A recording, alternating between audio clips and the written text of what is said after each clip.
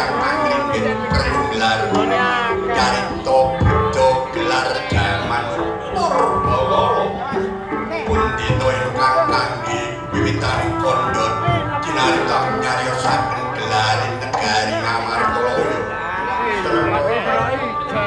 wah eko adi dasa purwa wah pengaran wadah eko marang sawiji adi luwih dasa 10 purwa wiwitaning kondhon cinarita Sabda Raja Sasra Bawana Indra Sabdaraning Pituraja Asmaning Ratu Sasra Sen Bawana Jagat Mitra Sajagat Rat Perang Kita Jajao Sen Negari Kata titaing Jawata kasanggaing pertiwi kaum kulaning angkasa kabeh kabitin Samudraya kathah ingkang samya anggana raras ngupaya negara satus tanam kakali sewu pisan jangkep sedasa kasasrandana kajiwandana yang gesing doler dongapan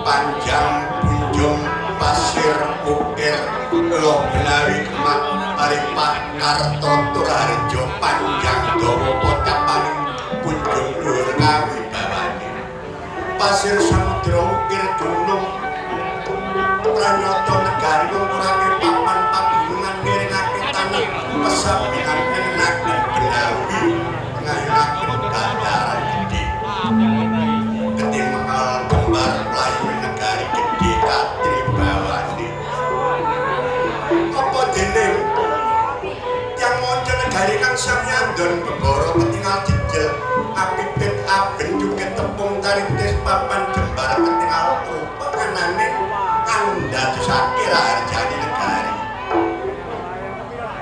ingon-ingon raja kaya kebosan dijatan kaya kang kinancangan bebek ayam datan kang inandangan raina gelar ing pangonan gantine latri wedhok mulih marang kandange dhewe-dhewe ketingalipun sewan-sewanan dan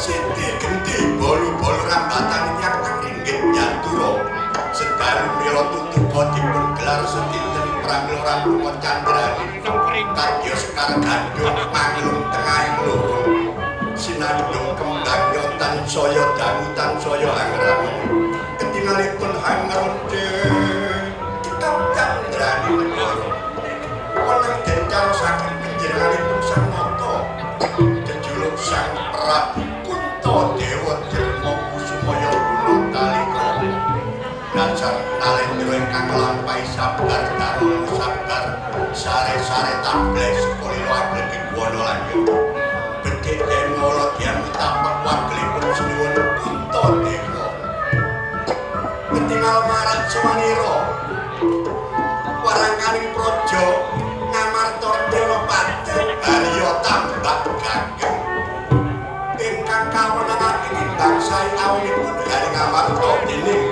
caket junipun sang Prabu Kuntadewa lenggah ngapurancap pamadyan Pandhawa Raden Arjuna yang permadi Janaka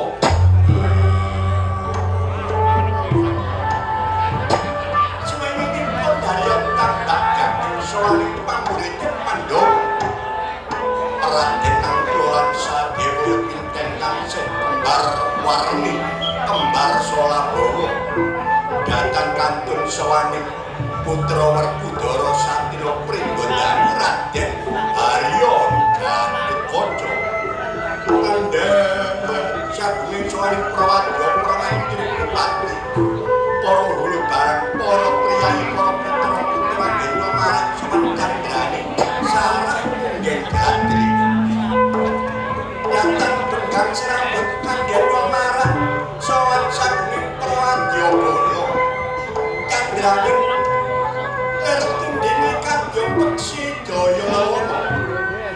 wasiat kesmanuk joyongan lelono alap-alap soe Prajogo ketingalipun pati jepipi sijem permatem salebeting pasawakan gatun datang wonten ibang sadusaning para wadya kala ketingalipun tintere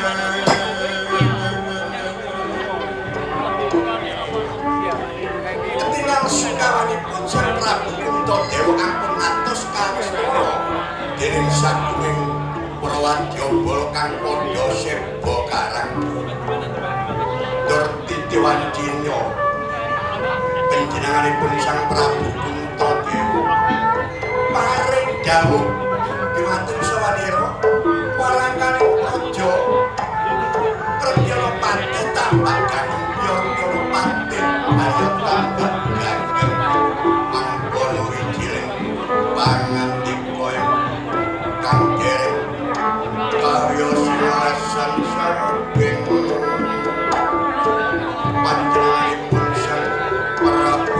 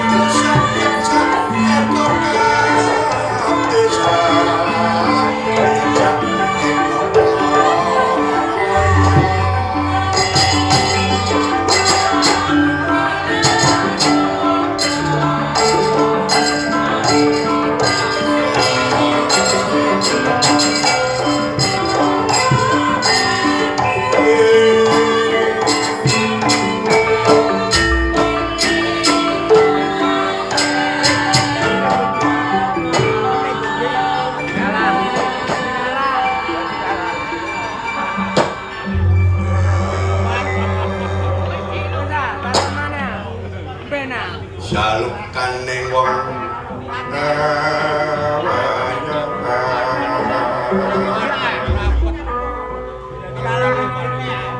kacarya pambukaning carita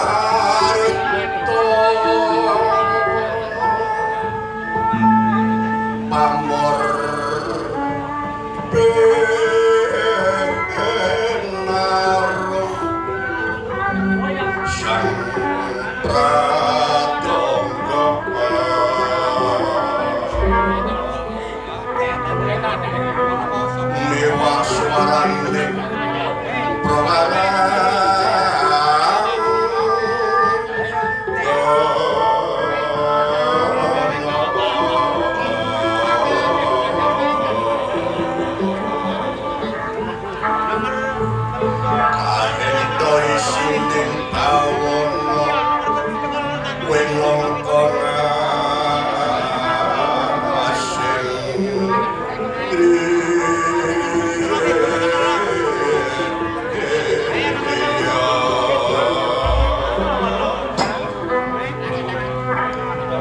Kinarya mangayu bagya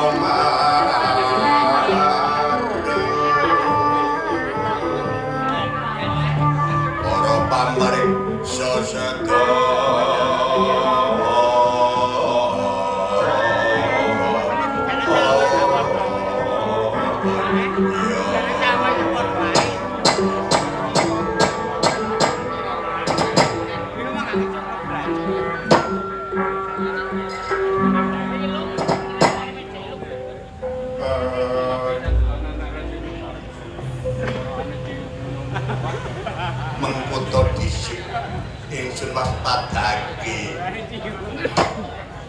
saka Lekre Madonna Jaiting Netra sawaning Artyana Patih Harya tambah gandeng kawula nuwun sinuwun kepareng paduka miji dumateng abdi dalem Artyana Patih Harya tambah gandeng kula ngaturaken sembah sungkem saha kinjuk tangan kula kekalih mawantuan mugi konjuka wonten sahandhaping padha kawula sinu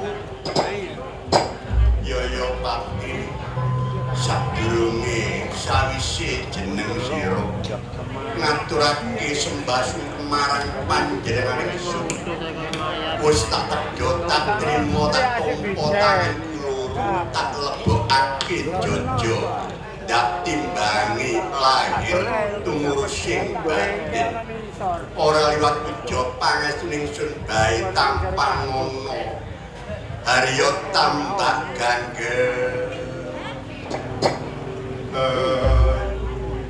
kawula nuwun Gusti Burawalan anggen plumpi kacadonging tangan kula kekalih kula cincang pucah ing kula lebetaken dasar tumanung dodo semampir pundak mugi dados jimat kula paringi kawula sinu kepenak anggonmu sowan ya Harya tambah gandeng awit jeneng ingsun durung bisa paring dawuh sak piturute marang jeneng sira kawula kasinggihan kados boten kirang prayoga anggen kula marang ngabiyantara wonten ngarsa dalem ingkang sinuwun Gusti kula Sang Prabu Kuntadewa kalonokna Gusti kadangipun Kakang Yayi Harjuna bagya sak sowan para Yayi Yana Arjuna ning ngerat siri kangge mentang gendewa ngayat tono jumpare Sumbadra mayar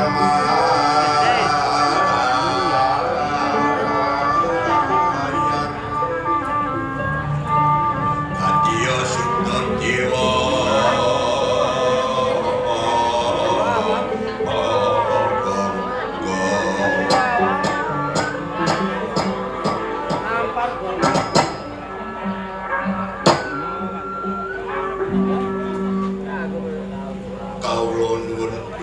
Kanjeng Koko Prabu Ripaduka Harjuna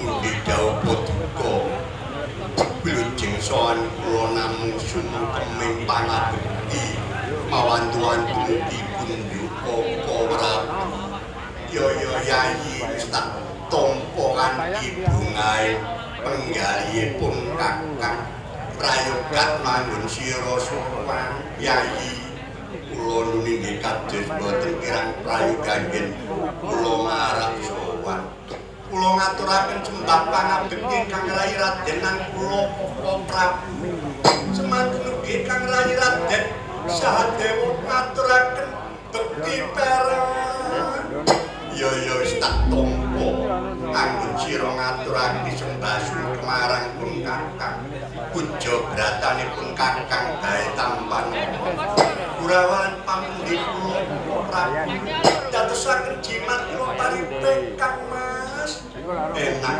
ya anggun sira sowan kula ninggi kasinggihan perang nggih boten aku jantung sendika ngestakaken dawuh Koko Prabu bali menyang Artyana Patih Harya tambah gandeng Patih Harya tambah gandeng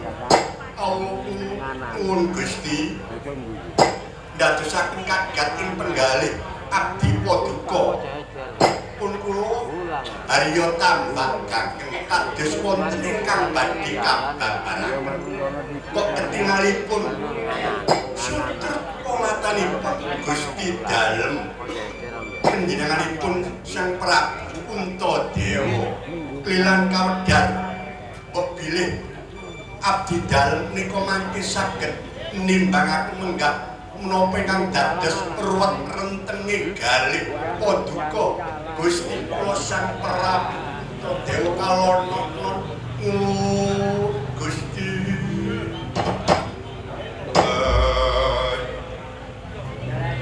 dedep sideming tiasing sang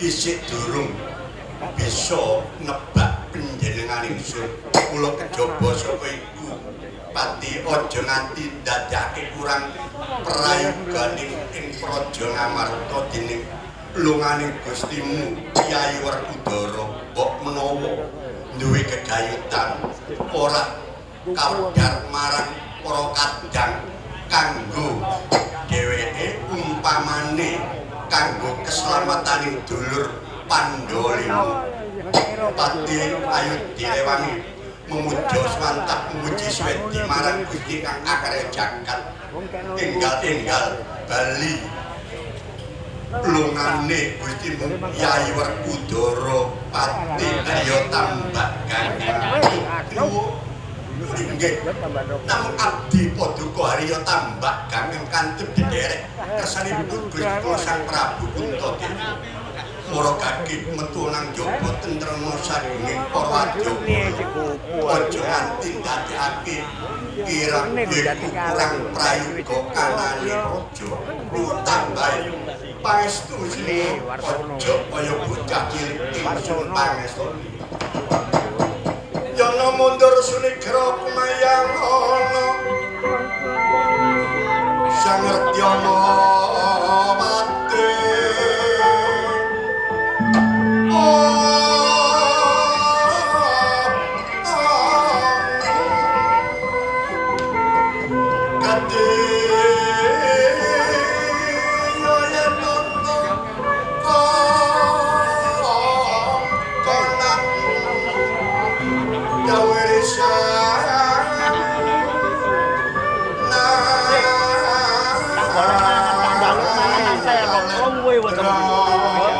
Aku nari, Bang. Pak. Upang ae, Pak.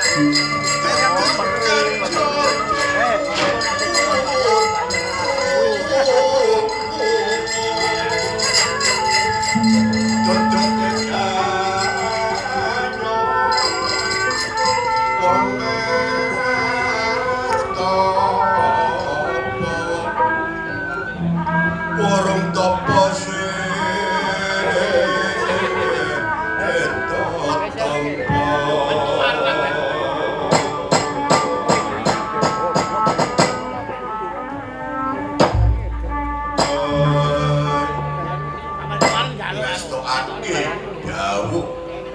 Retyana Pati Harya tambah kageng medal gawi tentremaken saking prawadya bala dereng sawatawis dang kesarumyaing prawadya bala tingkake wong cilik gegere wong njaba sekarang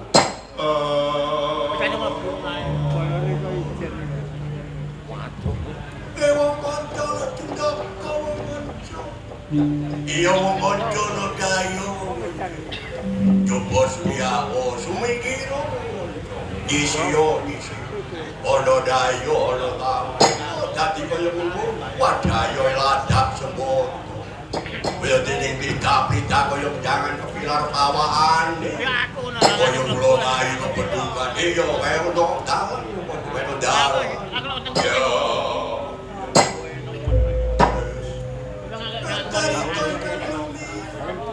Yojo terancanan pundak tidak lapi Yojo tan bubu Pendek mering sedapur Kaya bedoyo kaputan Soaling satir ladak Sebodo kanti dipun sindeni Esti Yonolom yating selat Yo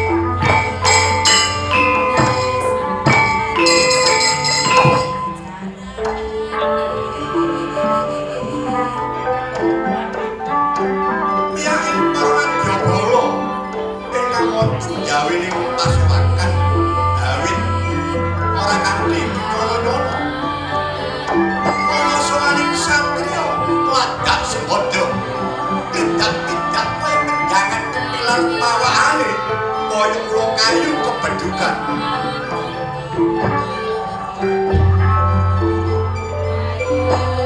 mrikos satriya saking pertapan Madya Gantang anak muriding sang Begawan Tunggul Kulung nika pinaringan asma Bambang Sekartejo kendhawining pasewakan nderekaken adine Ucut Kirana Sakti marang oning pasewakan agung negara Ngamarta Cemantaka wenggah sajajar kelawan panjenenganing Gusti Prabu Kuntadewa Lor ora kanggo tirata basa dadosaken kagiyatipun panjenengan dalem ingkang sepuh Prabu Kuntadewa kaya kadang-kadang matur sakunata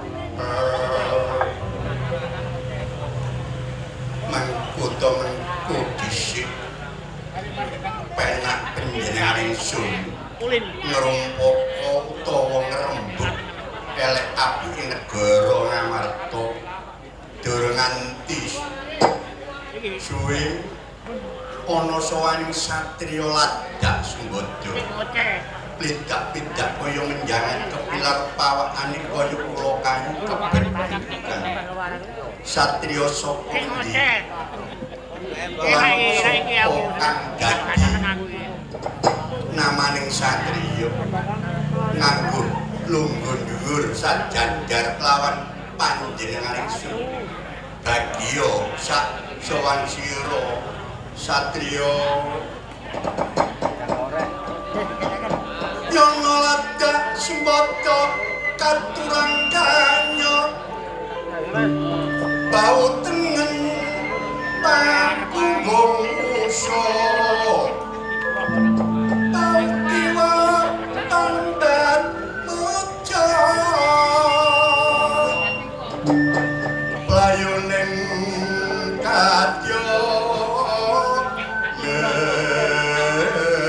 memes kencana playuning kadya pelor kancana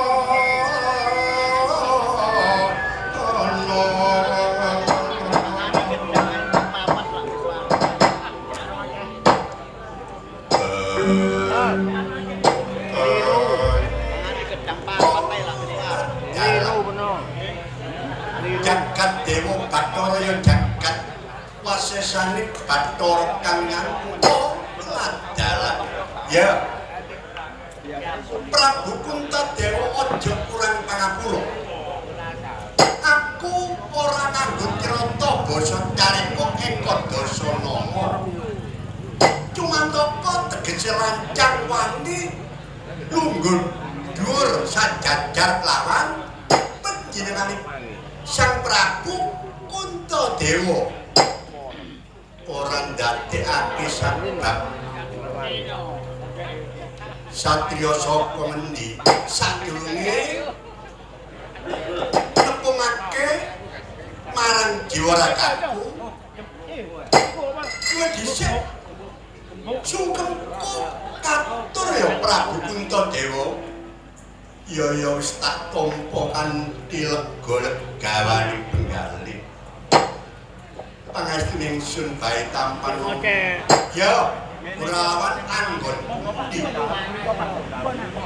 ayo den tepungake ya aku anak muridé Rama Begawan Tunggulwulu saka Pertapan Madya Gantang jenengku Bambang Kartejo. Aku teko rene gajen. Karo adikku nunggu ana jabane pasukan ana madane alun-alun itu adikku Putut Kirana Sakti. Oh, dadi tekamu iki gajen. Iya, ana seksine. Apa-apa kudu mawa seksi. Aja nganti duwe kekarepan iki ora ana seksine. Yen kaya mangkono becik tinulat ya pancen kudune mangkono. Kang wigati apa? Bambang Sekartejo. Ngene. Prabu Kuntadewa, aku teko ana negara Ngamarta iki sepisan. Aku takon riwayate Pandhawa. Wong takon rak ana elek apike sih. Iya, becik wae. Ya. Angka loro, aku takon sejarah. Nah, sejarahe negara Ngamarta dadi wong urip iki nggawa riwayat dhewe-dhewe yen negara mawa sejarah. Nah, aku iki kepingin ngerti riwayate Pandhawa lan sejarah Ngamarta kok umume lho. Negara Ngamarta iki negara sing apik kena kanggo tepa patuladane wong manca negara. Pandhawa limo apik kabeh jujur kabeh ana manfaate. Kula ora jeneng mokal. Kawula sak negara Ngamarta jiwa kaya jiwane Pandhawa. Pandhawa limo minangka dadi lambange praja. Dadi lambang dasare praja. Mula kan sapa iku aku nyocokno cekak jare-jare, lan temen jare kuntul dinane dandang dine kuntul iso ae. Nah, nek ngarep wong ngejono ana iki nek ana genti maneh lha iki. Akake ngono. Makanya nek ngomong gak cocok itu ojo dolek-dolek dosa-dosane awak. Apa anane? Aku yo gak ilono yo gak ngrasani apa anane tuju aku iki mau. Iya. Apik yen kaya mangkono. Cek yo. Iya. Tambang Sekar Tejo. Yen kaya mangkono jajal. Yo apa riwayaten Pendolimo. Mengene. Ana ning Pandhawa ora mung moro-moro ana sing anakake Ini gak dikena wong meneh yo gak dipangan. Kanjeng Rama Pandhu Diwanata kelawan tunggale Kanjeng Ibu Dewi Madrim Pendolimo ateges sing ngongkon. bapa siji ibu loro. Terange kaya ngopo? Jelase kaya ngopo? Kanjeng Rama Pandhu kelawan Ibu Kunti duwe putra telu jenenge Ingsun Werkudara lan Janaka. Liyane Dewi Kunti Ibu Madrim patutan kembar Nanggula Sedewa dadi Pandhawa limo iki ibu loro pancene mangkono. Ya wis jelas nek ngono teman-teman.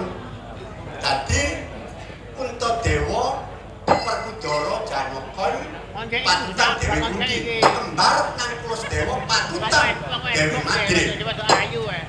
Ya pancene mangkono Bambang Sekar Tejo. Nek wis cocok rasane atiku rasane takon sejarahe negara Ngamarta kok moro-moro dadi negara Prabu Puntadewa sing dadi ratu. Nah iki ngene para yaiku Bambang Sekar Tejo. Negara Ngamarta iki gak moro-moro gebleng dadi negara iki asale alas Samartalaya, alas sing mergendul medali tegese jalma mara jalma mati satu mara angasi jalaran ing kono kadunungan angker bener wingit saka gaipe papan ewas mono kelakon dibabat karo adhiku Werkudara kanthi nyengkuyung disengkuyung dulur papat jangkep limo ngetingalake rukune dulur Pandhawa sehingga dadi babatan nganti dadi negara Ngamarta di jenengake negara Ngamarta dijuluk panjenengan ingsun Sang Prabu Puntadewa dhisik. Lah kok moro iso Prabu Kunta sing dadi ratu kok gak Werkudara? Sababe Kyai Werkudara ora bisa dadi ngarep, ora bisa dadi ratu, ora gelem, ora bisa ngatur kawula sak praja. Sing ngomong sapa? Kyai Werkudara pancen kandha dhewe kang mengko ladalah. Terus jenenge ingsun kajumenengake dadi ratu. Disengkuyung kadang papat sumrambah para kawula sak praja tegese metu saka wakile kang wis dipercaya. Mula jenenge ingsun sing lenggahi negara Ngamarta.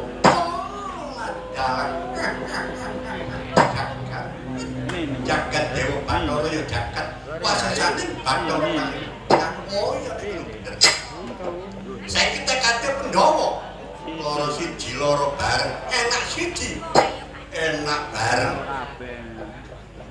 Ibarate ndok sak tetarangan pun siji kabeh. Uga melu ngrasakake. Nah, saiki aku takon ya. Mung takon. Takon meneh. Takon apa Sekar Tejo? Pandhawa lima Prabu Kuntadewa ana. Janaka ana, Nangkusdewa ana. Lah saiki endi sing jenenge Werkudara? Ngerti jenenge Werkudara. Werkudara.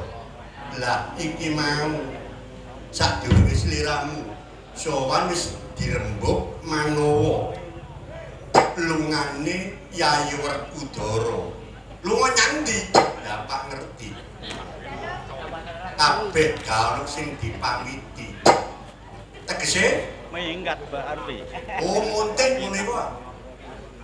Muntik jare Yasin. Minggat ngene. Iya ya. Ya langi nganut kae yo. Kabeh gaul sing dipamiti. Panjenengan mangkono. Lah nek wis sena ora ana. Nah, wis pirang dina? Kira-kira 3 bulan setengah. Nganti 3 bulan setengah gak ono kabare. Lah kok menengae ratune? Nek ngono lah gak cocok. Apa sing didhawuhna Prabu Kuntadewa enak siji kabeh ngrasakake, loro siji kabeh melu ngrasakake. Lah nek ngono ya iki sing tak karepake. Ratu kudu gelem cancet tali wondo. Umpama ora budal duwe wakil-wakile iku dikon digoleki. Aja meneng wae jumeneng ana ing kursi gading negara Ngamarta. Lah endi gumri gawe? Nalendra. Sing kaya mangkene aku ora nrimakake. Lho, sliramu ora nrimakake dasare gak cocok. Gak cocok. Kawitan tengah pungkasan sing mbok dawuhake kaya apa bisane Pandhawa tinggal manunggaling Pandhawa. Enak siji enak bareng loro siji loro bareng kabeh ngrasake. Nek ngene kan gunane jarene kowe iki ratu sabar. Sabar Darono, sabar Sareh, Sareh tablek, sekolilo anggel kegolan, becek jauh kalau game. Masih ono wong elek kon napi, wong apik ya kon beci, patek, wandune Prabu Kuntadewa. Lah ngene, lah ya gak cocok ning kowe. Aduh cocok. Dadi ratu leleno ae nek kaya mangkono Kuntadewa, amit sewu omongan kasar Kuntadewa. Yono Arjuna nengret sirikan dimenteng kan dewa nayatono jombaring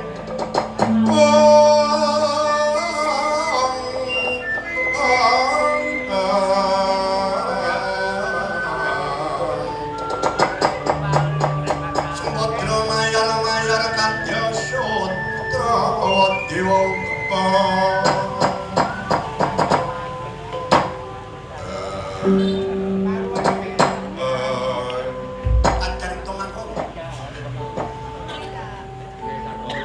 ingkang boten kiyat niku penengahe Pandhawa Raden Harjuna satriya Madukara. Dasar Janaka menika pemeneng. Tapi gak nekan. Dianggep ilane dadane Pandhawa.